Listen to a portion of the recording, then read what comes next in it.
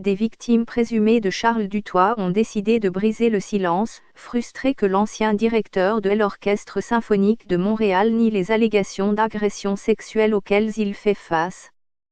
2 d'entre elles ont accepté de se confier au journal.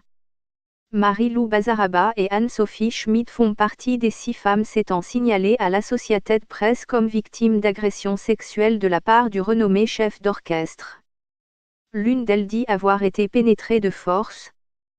Ces femmes s'ajoutent aux 4 autres qui avaient affirmé le mois dernier avoir été agressées sexuellement par Charles Dutoit entre 1985 et 2010. Celui qui a dirigé l'OSM de 1977 à 2002 avait alors nié ces allégations, les qualifiant de « choquantes ». Quand j'ai appris sa réaction, j'étais furieuse qu'il n'assume pas, explique Marie-Lou Bazaraba, qui affirme avoir été agressée par Charles Dutoit durant l'hiver 1977-1978. Il doit s'excuser, car il a affecté beaucoup de vies. Madame Bazaraba, qui a interprété le rôle de Judy Mercier dans la série Lance et Compte à la fin des années 1980, était une jeune journaliste d'une vingtaine d'années lorsque l'agression se serait produite. Entrevue, elle explique que Charles Dutoit se serait jeté sur elle à l'occasion d'une entrevue réalisée pour le compte de l'Orchestre symphonique de Montréal. Il avait demandé à ce que l'entrevue se déroule chez lui, a-t-elle raconté au journal. Je me suis assise sur son canapé et il s'est immédiatement jeté sur moi en m'agrippant et en essayant de m'embrasser. C'était absolument répugnant et je l'ai repoussé.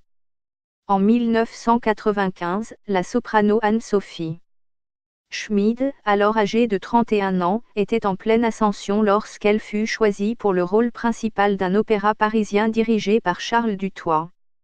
Dès le début des répétitions, il était oppressant. Il me faisait des déclarations enflammées. Colère, mais le maestro serait vite passé de la séduction à la colère. Quand il a compris que je n'étais pas intéressée, il s'est mis à avoir un comportement extrêmement désagréable. Il me faisait des reproches injustifiés devant tous les autres musiciens. Dutoit aurait coincé la chanteuse dans un couloir, lors de la répétition générale. Il m'a poussée contre le mur et m'a embrassée de force. Je me suis débattue. Comme Madame Bazaraba, Anne-Sophie Schmid se dit révoltée par les dénégations de Charles Dutoit.